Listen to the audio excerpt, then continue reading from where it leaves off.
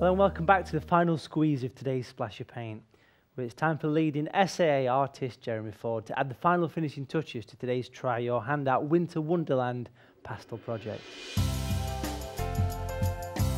So here we are again, back in the winter snow scene. I've got my sky pretty well done. I might put one or two more clouds in maybe, but I'll get the rest of it going first. Background trees and the snow. So now I'm going to do a few fir trees using a dark grey. I'll start off with a grey that's not too dark. I can always go a little bit darker, and I've started off with just with a very, very light touch, and at the top of the tree there's very small strokes coming out to the side, and they get bigger and bigger lower down. And then I'll do a few others next to that, again using the very edge of the chalk pastel, sharp edge, trying to get that as fine as possible, light touch, and then little curved strokes coming off from that. So there's a couple of trees, and to cut a long story short, we could just do a whole load of lines down, slightly different heights, different angles.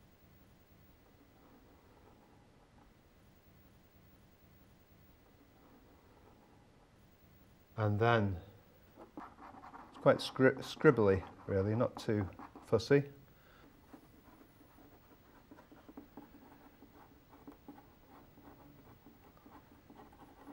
Just all the same colour at the moment, but I might deepen these, might put a little bit of snow on some of these branches a little bit later on, and one or two more trees as well over here.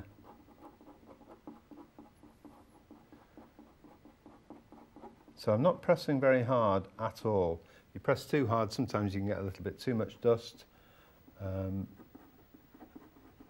It's very gentle application. Lower down, perhaps go a little bit darker. Very dark grey, greyish brown,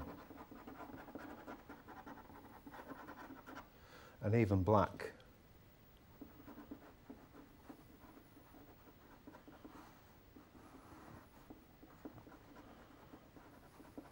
So there's a lot of horizontal-ish strokes. You don't have to sort of think about, you know, which tree is this. They're just a mass of trees together.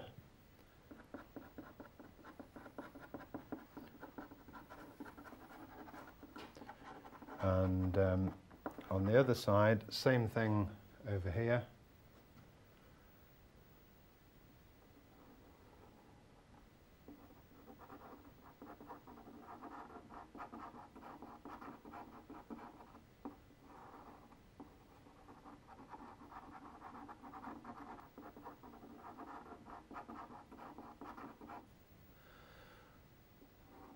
Another one.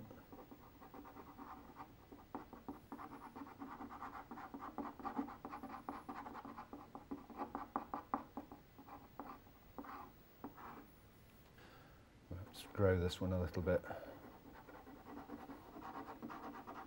and add a bit of black for strength.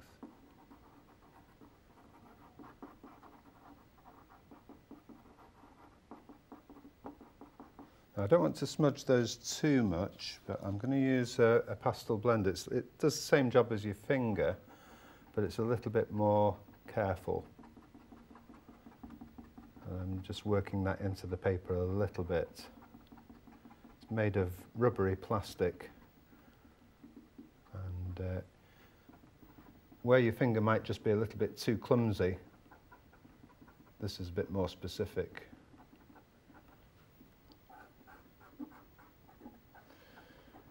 So there's the trees.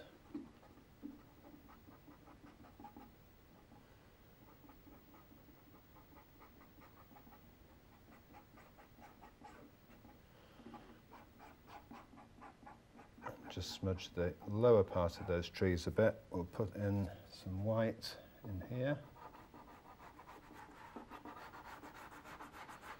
Just strengthen that a little bit.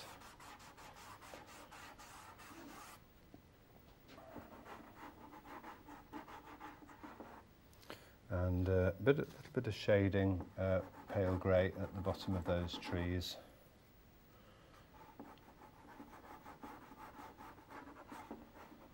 Some shadows at the bottom.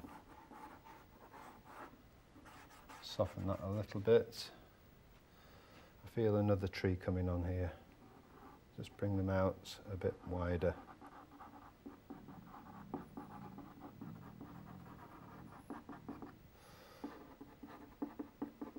Little bits of paler grey amongst the trees.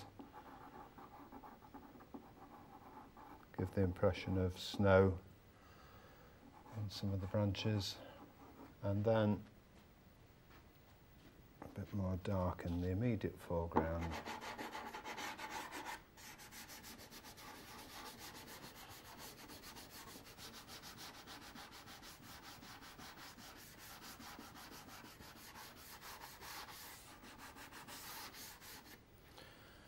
And pale grey.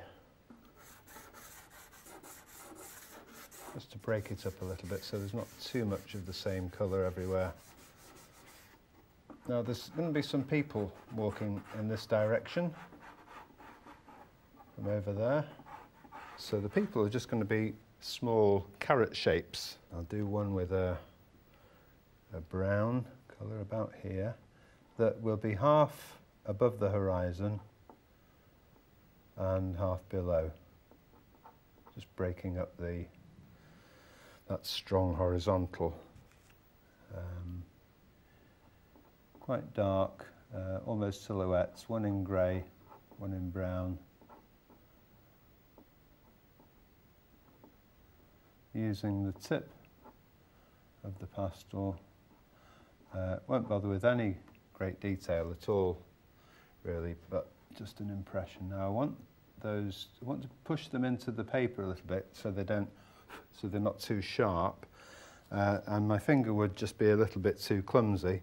So I'm going to use another pastel shaper which has got a point to it, which enables me to very carefully push that into the paper, making them a little bit softer.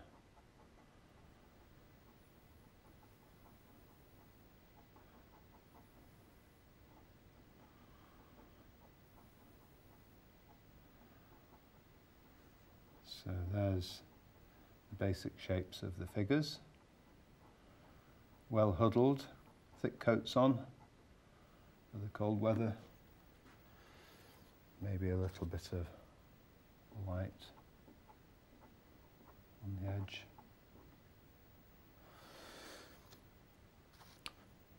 And with a grey, I want a bit of shadow underneath them, but they're also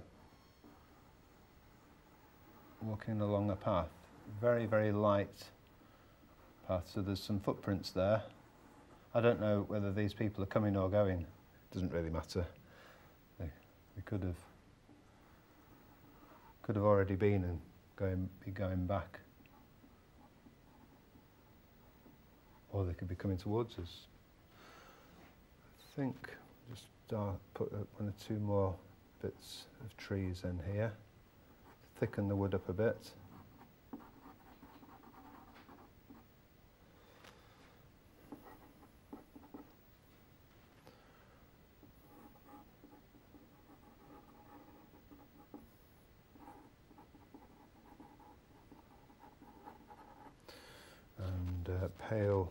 Paler grey, just a few bits of snow on some of those trees,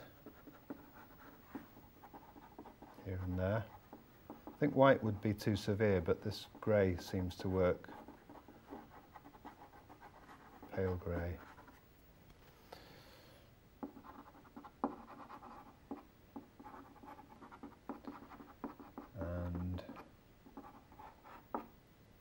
Just sharpen up those figures a little bit more.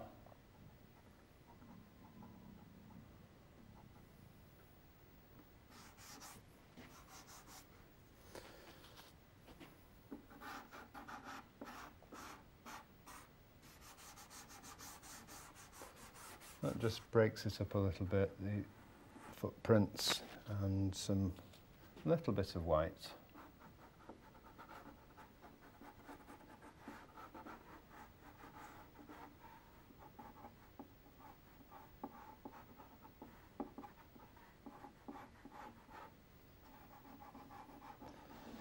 And I think that will probably do me.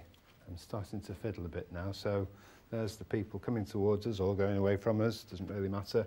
Just to finish off, ooh, my fingers are a bit dirty, let's just give them a bit of a wipe. So that when we take the tape off, that should give us a nice clean edge, which will sort of frame the picture. It would look really good if we could put a mount around this, but for now that border will suggest a mount, and that just sort of frames it quite nicely. Just hang on to that, and there we are with our winter sunset. Well, I hope you've enjoyed that. I've certainly enjoyed painting it. I hope that's all we have to do is look at it on pictures and not experience too much bad weather. Thank you. Lovely atmospheric painting, thanks Jeremy. Right, well I'm afraid it's nearly time for us to pack away today's pastels and paints. But before we go, we've just got time to dip into the Splash of Paint postbag to solve a few more of your artistic dilemmas. Kim Leeson has emailed in to ask, I'm painting from a holiday photo when we went to the Seychelles, but I'm having some trouble getting the right mix of colours for the swimming pool shade. Which colour should I use for painting a tropical looking water? Well, Kim, this is something I do quite a lot. I quite often paint nice turquoise coloured seas or even the swimming pool colour. And there's a variation of different colours that you mix together, but one of the best ways I find to do this is to actually mix together Viridian Hue, which is a very intense green, with a blue. Now the blue could be French ultramarine, it could be natural blue, or it could be a cerulean blue, or even a cobalt. Each blue will give you a different look, but the best bit of advice is to use lots of water if it's watercolour. If it's an opaque medium like acrylics, add the white. Practice with different shades and it will give you some really nice effects.